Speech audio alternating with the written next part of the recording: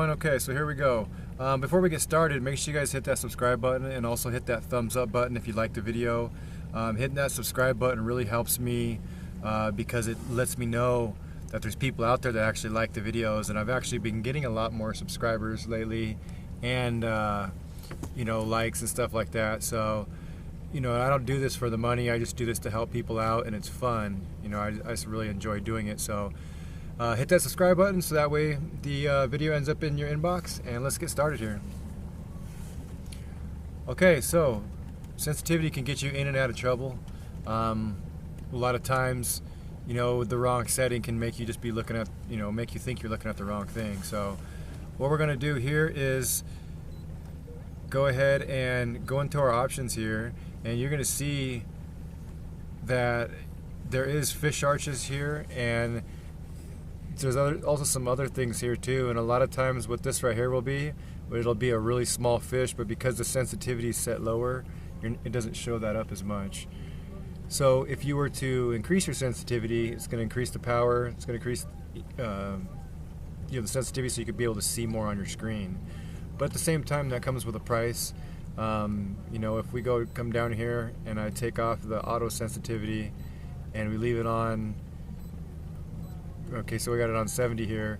The more up I go, the better defined I can see arches and even smaller fish. So these smaller fish I couldn't see before, I can see now. The bigger ones with the yellow in the center, that tells you that's a more dense fish. The actual size of the arch will tell you if it's the actual size of the fish. But usually those arches with yellow in the middle are usually bigger fish, but not all the time.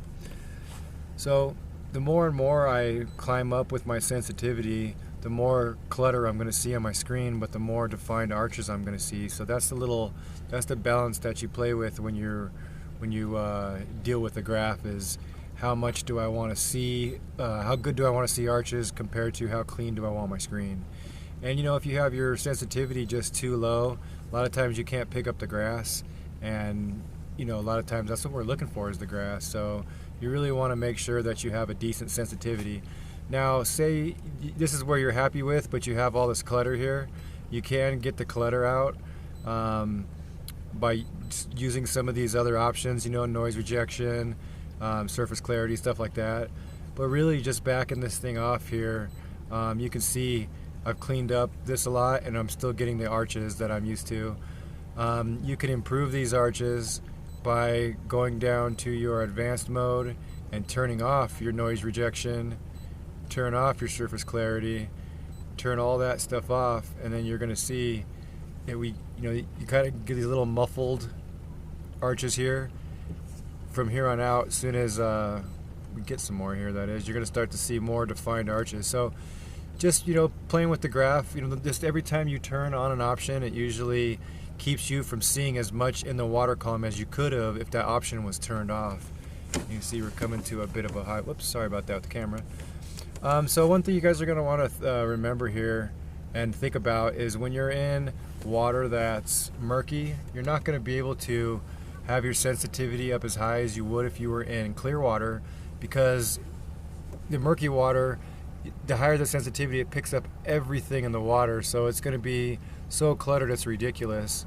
So this is where you're going to want to play with the sensitivity and to how much clutter is on the screen. So you can see here there's a bush here, but if I had my sensitivity down too low, you can see that I couldn't even tell that that's a bush, and you can't really even tell that these are arches, maybe here a little bit, but not really.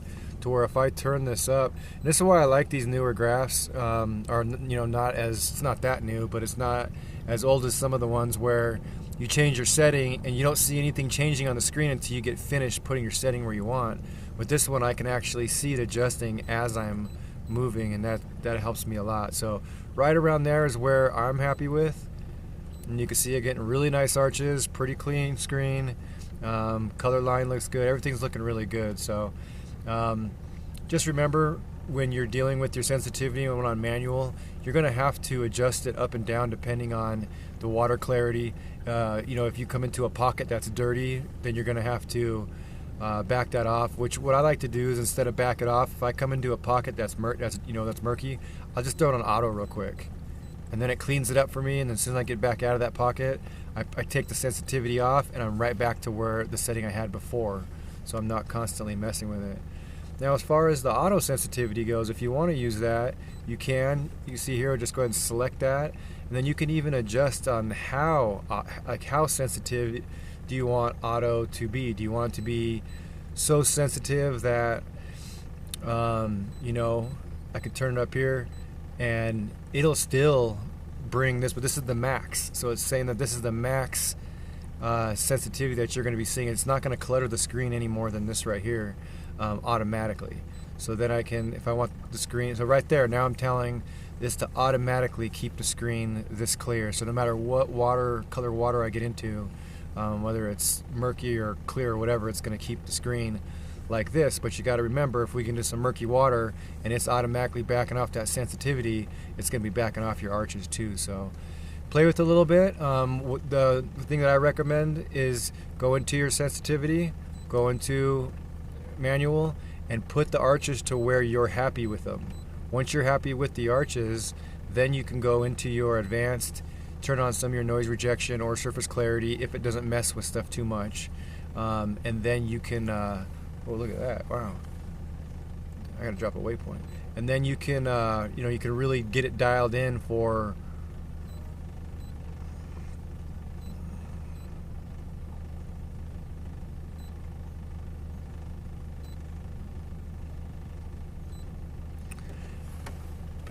but then you can get it really dialed in for where you want it, where you got the most clarity but the best defined arches too. And you can see there's just a ton of fish here, and you can see here when I started to get a little more shallow, then you started to get a little more clutter, and it's because that signal was so powerful from having to shoot so deep that now that signal is still the same power when we're shallow, so it's picking up everything in the water. And as we all know, shallower water is usually more murky because the bottom is able to, sediment from the bottom is usually able to come up to the top too. So, but it's also just picking up everything in the water. So the more shallower you go, you're going to have to back the sensitivity off. The deeper you are, the more you're going to have to turn it up, so that way it has the power to shoot down to the bottom and pick up the detail. So. Alright, you guys, think that's it for sensitivity right now. This is a Lowrance Hook2 TS unit, but this should hold true for pretty much all sonars. So you guys take it easy, hit the subscribe button, thumbs up, and we'll see you on the next one.